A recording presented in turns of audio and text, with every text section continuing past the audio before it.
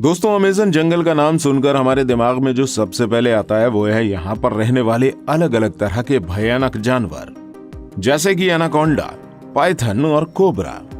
लोगों का तो यहाँ तक मानना है कि इस अमेज़न जंगल में आज भी डायनासोर रहते हैं। और ऐसा कहा जाना एक तरह से बिल्कुल सही भी है, क्योंकि अमेज़न जंगल इतना घना है कि अभी तक इसका सिर्फ 25% भाग ही देखा जा सका है, और बाकी के 75% हिस्से में क्या कुछ ये जंगल हम मनुष्यों से छुपाए बैठा है, अभी तक साइंटिस्ट भी जान नहीं पाए हैं। इस जंगल की विशालता का अंदाजा आप इस बात से लगा सकते हैं कि हर तीसरे दिन इस जंगल में एक नई खोज निकलकर सामने आती है। तो आज हम आपको इस वीडियो में अमेज़न जंगल के बारे में कुछ खास चीजें तो बताएंगे, साथ ही हम आपको ये भी बताएंगे कि इस जंगल का निर्माण कैसे हुआ था। तो वीडियो के अंत तक जरूर बने रहिएगा और वीडियो को एक लाइक जरूर कर दीजिएगा। दोस्तों, इस बात में कोई भी शक नहीं है कि दुनिया में सबसे ज्यादा सुंदर और विचित्र प्रकार के जीव जंतु अमेज़न के जंगलों में ही पाए जाते हैं। इस जंगल के अंदर आकर ऐसा महसूस होता है जैसे हम किसी अलग ही दुनिया में आ गए हों। इस समय धरती का सबसे ज्यादा घना जंगल अमेज़न ही है। इस जंगल में पाए जाने वाले एनाकोंडा बाकी देशों की तुलना में काफी ज्यादा बड़े होते हैं।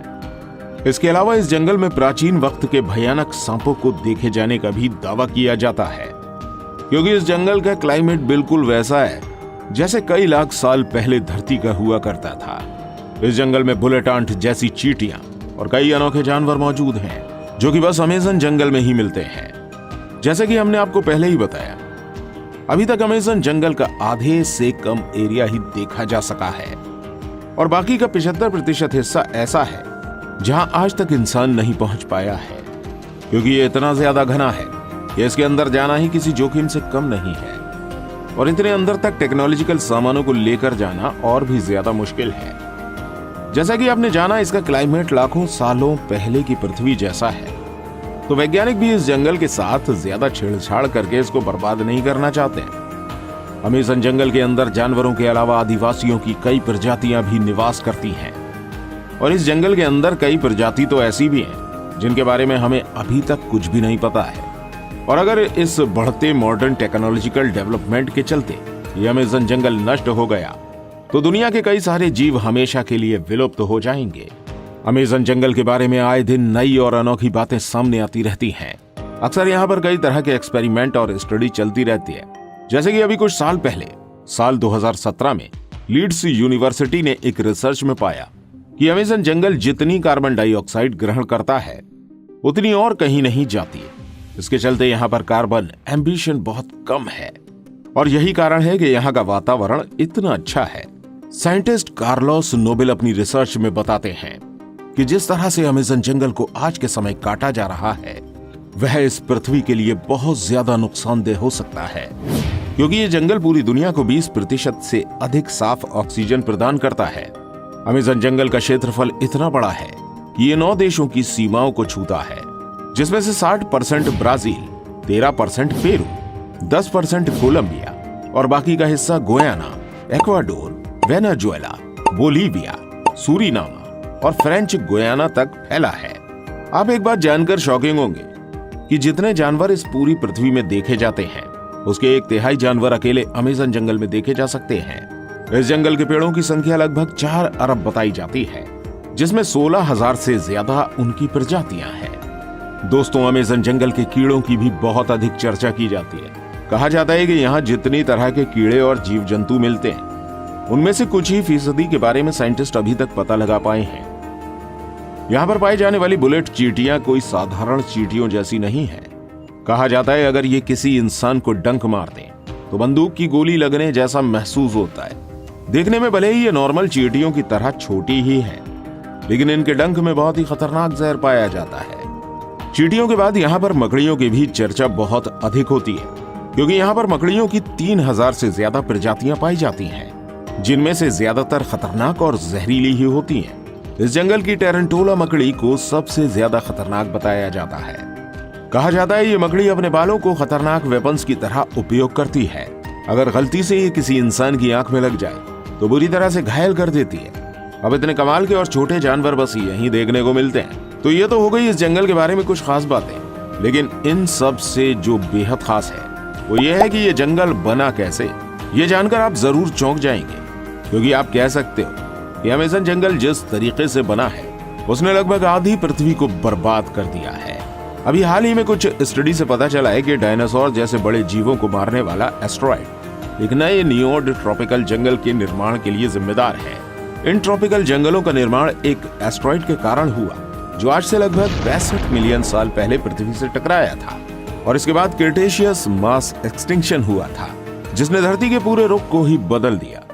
इस दौरान पृथ्वी पर राज करने वाले 25 किलो के वजन से अधिक लगभग 75% जीवों की प्रजातियां पूरी तरह से विलुप्त हो गईं। ये मास एक्सटिंक्शन मुख्यतः 2 कारणों से हुआ, जिसने डायनासोर जैसे भयानक जानवरों का नामो निशानी मिटा दिया।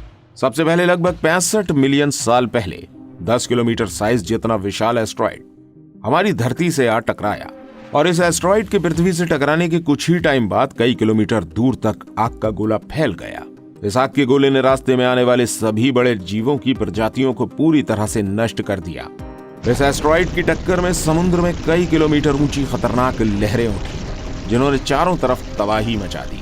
इस टक्कर के कारण निकली धूल कुछ ही वक्त में पूरे आसमान में फैल गई, जिसकी वजह से हमारी धरती का वायुमंडल काफी वक्त के लिए धूल और गैस से ढका रहा, जिसके कारण सूरज से आने वाली प्रकाश की किरणें धरती की सतह पर नहीं पहुंची, जिसकी वजह से धरती का तापमान कई डिग्री सेल्सियस तक गिर गया। इस महाप्रलय की वजह से जीव जंतु और पेड़ पौधे बुरी तरह से नष्ट हो गए। अब कुछ महीनों के बीतने के बाद धीरे धीरे पृथ्वी के वायुमंडल से धूल और गैस के बादल साफ होना शुरू हुए, और प्रकाश की किरणें एक बार फिर से धरती पर पहुंचने लगी। इस मास एक्सटेंशन के बाद चूहे की तरह दिखने वाले मैमल्स और दूसरे जीवों की प्रजातियां अस्तित्व में आईं, जिन्होंने कई लाखों सालों के एवोल्यूशन के बाद मैमल्स से बंदर और बंदरों से इंसानों का रूप लिया। यह एस्टेरॉयड यानी उल्कापिंड हमारे जीवन के लिए बहुत ही ज्यादा जरूरी था। अगर ये उल्कापिंड पृथ्वी से नहीं टकराया होता तो डायनासोर कभी खत्म ही नहीं होते, और हम इंसानों का अस्तित्व कभी सामने आ ही नहीं पाता। और यह एस्टेरॉयड यानी उल्कापिंड ही वो कारण है जिसकी वजह से अमेज़न जंगल इतना ज्यादा घना है, जहां पर कई अनेकों जीव रहते हैं। दरअसल आज जिस जगह पर अमेज़न जंगल है वहां पर डायनासोर के समय बहुत ही लंबे पेड़ हुआ करते थे, लेकिन डायनासोर की प्रजाति में कई शाकाहारी डायनासोर भी होते थे, जो कि इन पेड़ों को बढ़ने का मौका कभी नहीं देते थे, क्योंकि वो इन पेड़ों को बढ़ने से पहले ही खा जाया करते थे। लेकिन जब उल्कापिंड गिरा तो डायनासोर पूरी तरह से विलुप्त हो गए। अब इसके बाद इन पेड़ों को खाने वाला कोई नहीं था, लेकिन जो ये उल्कापिंड था वो बिल्कुल ठीक अमेज़न जंगल के ऊपर गिरा था, जिसकी वजह से उस टाइम में ये जंगल पूरी तरह से नष्ट हो गया था।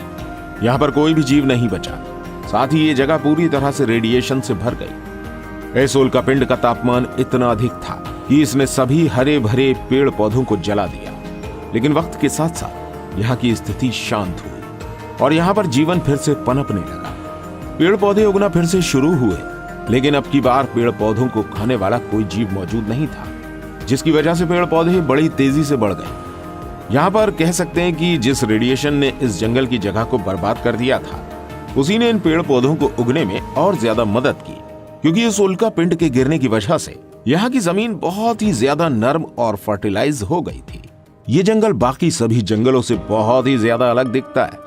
अगर इसको ऊपर से देखा जाए तो दुनिया के बाकी जंगल और अमेज़न जंगल के बीच का अंतर साफ देखा जा सकता है।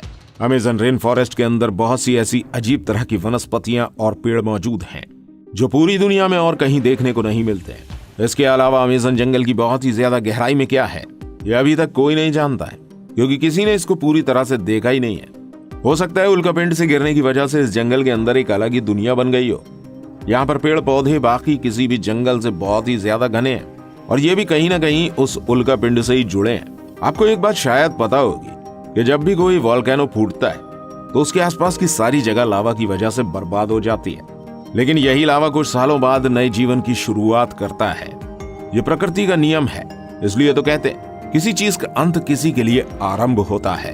क्रिटेशियस मास एक्सटिंक्शन से पहले भी 4 एक्सटिंक्शन हुए थे। ये एक्सटिंक्शन थे Ordovician mass extinction, Devonian mass extinction, Permian mass extinction और ट्रायसिक जोरासिक मास एक्सटिंक्शन। और इसके बाद हुआ था क्रिटेशियस मास एक्सटिंक्शन। और इन्हीं सब एक्सटिंक्शन की वजह से धरती के एक जीवन को नष्ट होना पड़ा, जिससे नए जीवन को अस्तित्व में आना पड़ा। वैसे ही एक वक्त आएगा जब इस धरती से हम मानवों का नामो निशान मिट जाएगा। इसके बाद दूसरा जीवन आएगा और वो होगा छठा मास एक्सटिंक्शन। और देखा जाए तो हम इंसान इतनी तेजी से एक्सटिंक्शन की तरफ बढ़ रहे हैं क्योंकि जिस तरह से हम पृथ्वी को प्रदूषित कर रहे हैं और धरती से जंगलों को साफ कर रहे हैं, उस हिसाब से ये एक्सटिंक्शन कभी भी हो सकता है। बस इस वीडियो के लिए इतना ही था। अगर आप अमेज़न जंगल के रहस्यों को थोड़ा और डिटेल में जानना चाहते हैं तो स्क्रीन पर शो हो रही इस वीडियो को देख सकते हैं, जिसमें हमने अमेज़न जंगल के कुछ खास रहस्य और शेयर किए हैं।